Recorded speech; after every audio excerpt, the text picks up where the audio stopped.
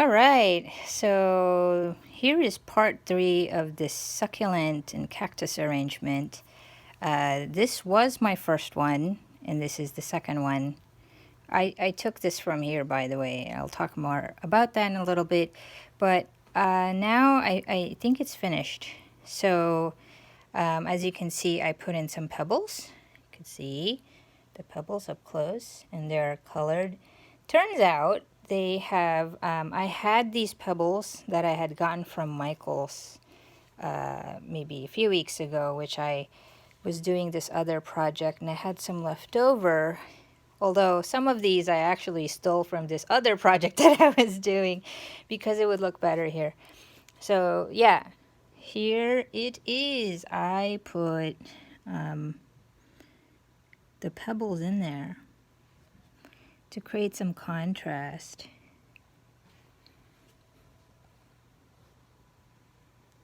Although this did not come from Michael's.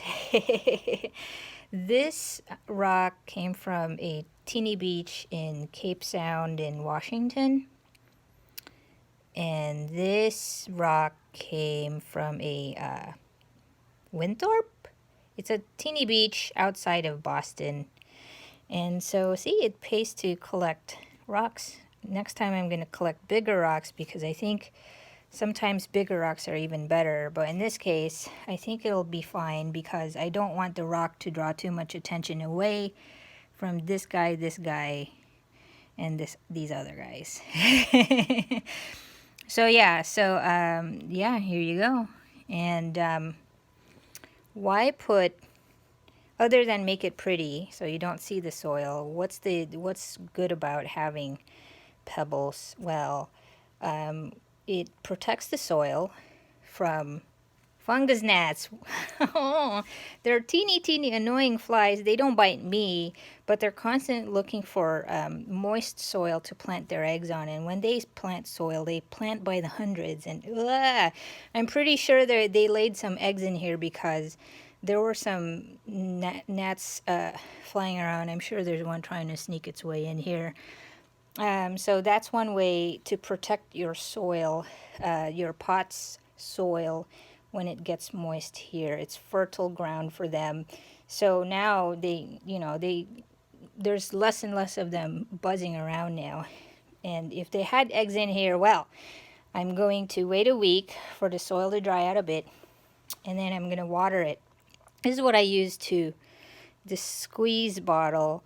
I bought this as part of a set which had a little tiny baggie, like a hand baggie, with little places to put tools in. It had like at least a dozen tools specifically for gardening your succulent and cacti. It also came with this little thing, tweezer, which I, by the way, used to move some of the pebbles around to put some space and, fix the placement a bit. And another tool it came with, which I got from Amazon, it was probably like $10.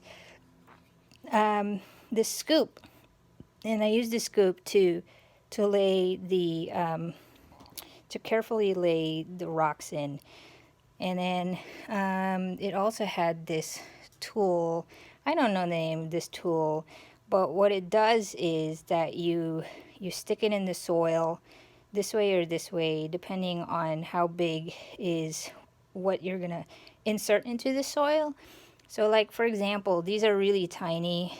I use this end to poke a hole in the soil deep enough for whatever I'm inserting. Like if it's an inch of the plant I'm inserting, then I poke, through, and then cover. After I insert it, I cover it with soil.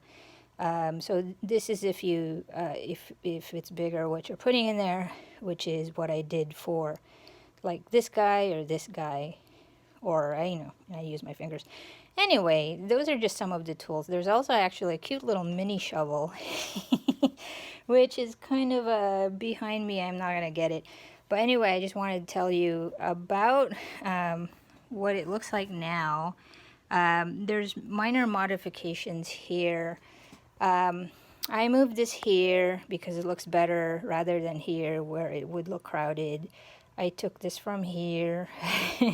I had to cut it because this was drowning. So first thing, this is completely separate from the cactus that's growing underneath. It actually got grafted in. I don't know what they used to do that. I don't know, maybe like a needle of some sort. When they graft, they basically kind of plopped it on top of this other cactus. So this will live according to the health of the plant that's underneath. But the thing is that succulents and cacti both store. The reason why they're so thick is that they store the water in the leaves, and so like this one stores a lot of water. This is a very thirsty. This bunny ear cactus is a very thirsty plant because it's sprouting a lot of new baby leaves, and the roots of this is quite a lot compared to everything else. So this I probably need to water once a week. The others at least 2, 3, 4 weeks. When plants are small and developing, if they have tiny roots, they're not going to need a lot of water. But if they have extensive roots like this one, I wish I could show you what I mean by that, then it would require a lot more water more often. So the learning I have here is that you can't just water them all the same. No plants, no two plants are the same because of the different conditions, how much roots they have underneath, etc., etc., etc. Oh, look, pretty flower, pretty pink flower. Isn't that cute? Ah, so lovely. This is called a pincushion cactus. Ow! When you touch it, it's not going to be pokey. It's when your finger gets caught underneath. There's like a needle hook at the end like that. But it actually didn't hurt. I just said that because, just knee-jerk reaction. This one, though, oh my God. It has little tiny spindles, which kind of leave... these tiny hairs can actually give you splinters. I've had splinters. You don't even know they're on your skin until you look. Unlike this guy. This guy is nice and soft and fuzzy. He doesn't hurt at all. And by the way, this guy, the snow globe cactus, is it has risen an inch, and it's creating new babies. It's growing, growing new babies. And the reason why this is wider, because it's a new growth, and this got sunburned. My poor darling. It's okay, but they do go tan. They do go tan when it's close to the grow light, so I had to lower down this shelf down to away from the grow light. But these are fine. But they used to be a lot closer, so this guy got a little sunburned. So now it's fine. And now it's all got, this is how it should be. It looks prettier this way. But now it's got an uneven tan, so I'm going to have to switch this out because it looks so weird. And now there's no contrast with color. There's no color in this, I think. I'm not so keen on how this whole look is. And I also learned that I need to trim this. I need to prune it periodically because it can get really tall. I've already pruned it and then it grew back. And it would bury, these other ones. And this is growing fast also. So all in all, I'm going to switch out my first arrangement, and then I'm going to have another arrangement. So, oh yeah, so this is it. Some of these plants came from drift plants in Castro Valley. Like this one, I think this one, and these, which I moved from here, back here, because the other 3, the cousins of these died. When I watered this generously, Unfortunately, I forgot that I probably watered them a few days. The ones that died were here. They were the this has red tips. The other ones had cream and yellow in the flower, not the tip, but in the flower, the rosette. And because they store water in the leaves, and then the roots got overwhelmed. It didn't have well developed. See, there's stupid buzzing flies around, fungus gnats. Anyway, they died, so I moved these here from here, and that's okay. These also came from drift plants. This came from Encinal Nursery in Alameda, along with these guys, and these guys, and this, and this, and this. Yeah. Mainly those two stores, although I have other, like this one.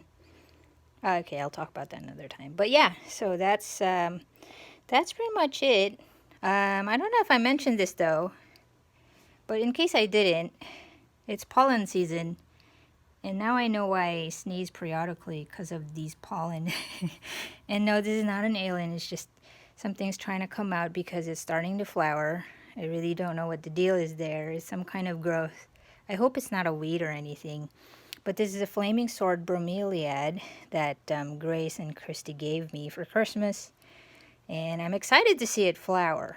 By the way, if you have one of these, I learned that you're supposed to water the tank here once a week.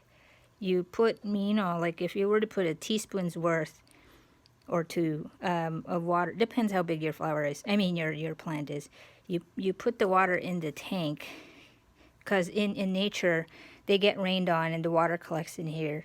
And then the soil you water about maybe once a month. But this you water once a week. That was my learning there. Otherwise, you'll see the curls, the leaves are curling. And so the leaves are curling, they naturally curl. But if they super curl, like really kind of just like a spiral, it's time to water. And they might drip a bit. That means it's time to water, meaning you water in there. So 2 things to keep in mind when you have a bromeliad. So anyway, there you go. Hope you found that informational and useful in case you have succulents and cacti, or just kind of enjoyed this journey with me.